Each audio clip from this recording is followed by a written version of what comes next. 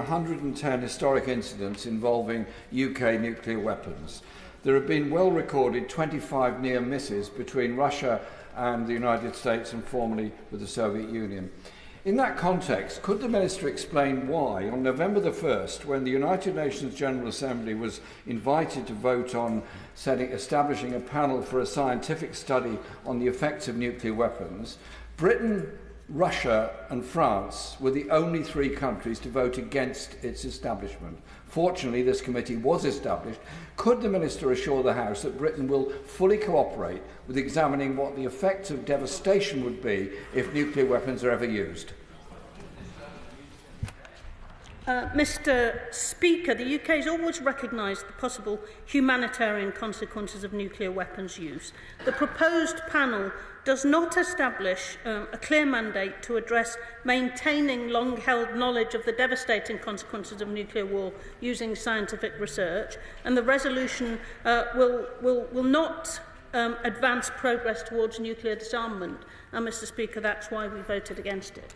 Rebecca Long-Bailey. Thank you, Mr. Speaker. The Secretary's commitment to the nuclear testing veterans is well known, but he may be concerned by a report in the Daily Mirror today that claims incorrect testimony and incomplete documentation was provided by civil servants and given to judges in repeated court cases brought by the nuclear veterans over decades. So can the Secretary invest these claims urgently and report back to the House? Yeah. I can assure the Honourable Lady that my honourable friend, the Minister for Veterans, has met with nuclear test veterans to establish a new relationship to ensure we have consistent and productive dialogue.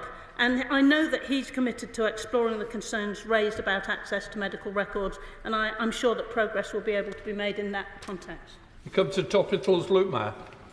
Thank you, Mr. Speaker. Question 1.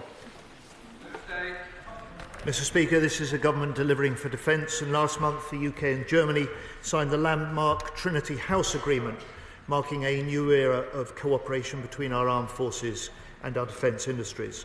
With threats increasing, we must strengthen European security. And tomorrow, Mr. Speaker, marks the bloody milestone of 1,000 days since Putin's illegal invasion of Ukraine began. The UK continues to be united for Ukraine, and this government continues to step up support for Ukraine. And as part of this, I can confirm today that 50,000 Ukrainian troops have now been trained through Operation Interflex. That's the UK-led multinational training programme, which I've now extended to run throughout 2025. Luke Mayer. Thank you, Mr. Speaker, and I welcome that announcement from the Secretary of State. Mr. Speaker, it should shame every politician in this House that still today there are veterans who have served our country who are sleeping rough on our streets. Can the Secretary of State set out the steps he will be taking to ensure that homes will be there for heroes? Yes, indeed, Mr. Speaker. Our first step was to ensure that veterans who are facing homelessness have a more advantaged place in social housing provision. That was announced by the Prime Minister in his Labour Party conference speech and will be followed up by the Deputy Prime Minister in changes to the arrangements for local authorities' guidance. On the eve of Remembrance Weekend this weekend, we also made the pledge of 3.5 million to help with homeless veterans as well. Right, Shadow Secretary of State James Cottridge. Thank you, Mr. Speaker. In relation to the cost of renting back our own military base on the Chagos Islands, last week the Minister of State for the Foreign Office, the Honourable Member for Cardiff South and Penarth, said that the reason the government refused to tell us what the cost will be is, and I quote, "It is not normal practice for the UK to reveal the value of payments for military bases anywhere across the globe." Is that correct? Speaker, it is correct, but it is also true to say that the treaty is in the UK-US legal and national security interests, which is why the US Defence Secretary welcomed the agreement, which he said will safeguard the strategic security interests of the United Kingdom and the United States into the next century. James Cottridge. Speaker, But he says it's true that it's not normal practice for the UK to reveal the value of payments for military bases. Actually, Mr. Speaker, there have been several written answers under this government and previous ones giving the costs of overseas bases. Just for example, November 2015, the then Minister for the Armed Forces, Penny Mordaunt, no less, revealed in written answer the cost of 10 overseas bases, including Diego Garcia, and including the cost of leases. The reason for withholding the cost does not stack up. What has he got to hide from Parliament? Absolutely nothing, Mr. Speaker, and nor will we. It's a matter, of course, to confirm running costs for bases. What we're talking about here is an agreement leading to a treaty that will be put before this House. I've said this to the House and to the right honourable gentleman.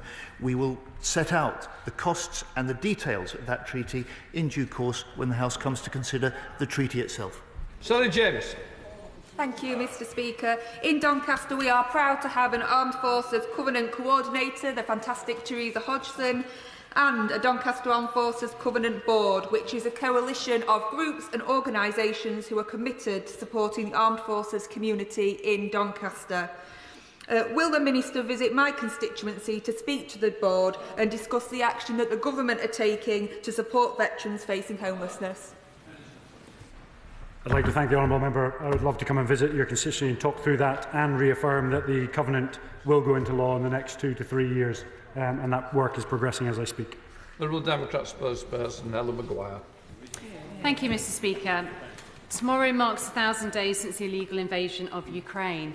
Now, with the incumbent White House administration casting doubts on the US's continued support for Ukraine, I re-echo calls heard today from across the House urging the Minister to confirm that the government plans to authorise the use of Storm Shadow missiles in Russia. Mr. Speaker, I'd urge the honourable lady to look back on the record to the answer that I gave 2 or 3 times already to this House. Strickland.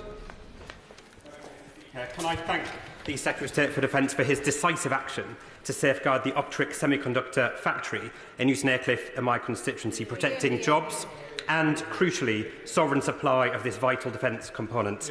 Will my right honourable friend meet with me to discuss how we can expand the jobs, apprenticeships and opportunities at this fantastic high-tech facility? I thank my honourable friend for his question. The MOD will continue to invest in the company's people to ensure the facility has a sustainable future. Optric's leadership team are currently finalising their future resource plan, which will cover the need for new high-tech roles, such as engineers and scientists, to ensure the facility is best placed to develop new technology and meet defence needs. And I'm more than happy to meet him about it. Katie Lamb.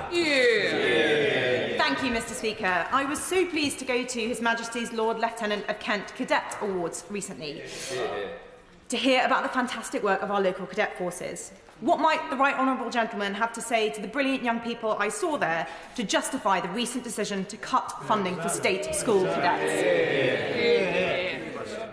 I won't comment on other parts of the government's funding priorities. What I would suggest is that the MOD absolutely supports the cadet forces. We have over 140,000 cadets, 26,000 adult volunteers, and we will review the cadets process and make sure it's fit for purpose as we move forward.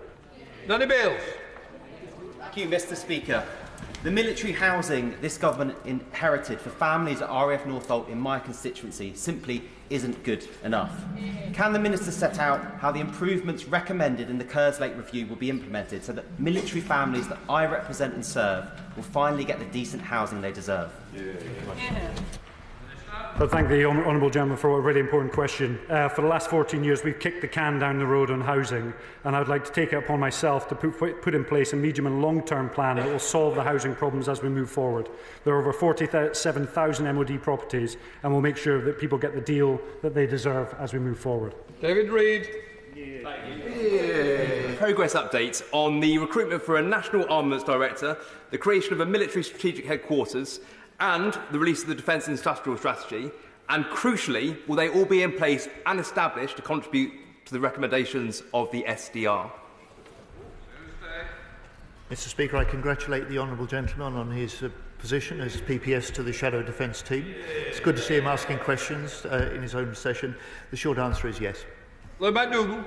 Mr Speaker, as we meet here today, reportedly EU foreign ministers are discussing that Chinese manufacturing is now providing drones to the Russian war machine, specifically drones made in Xinjiang. Does that deepen the need for Europe to deepen its own defence industrial base? And specifically, should we be